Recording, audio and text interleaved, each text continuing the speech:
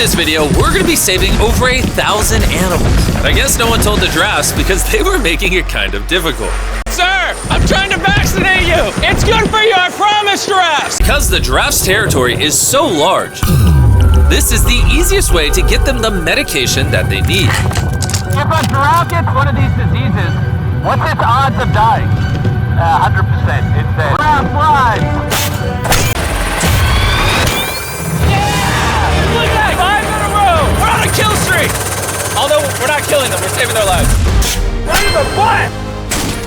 Yeah! By the time we left, we vaccinated a total of 70 giraffes, bringing us to 74 animals saved so far.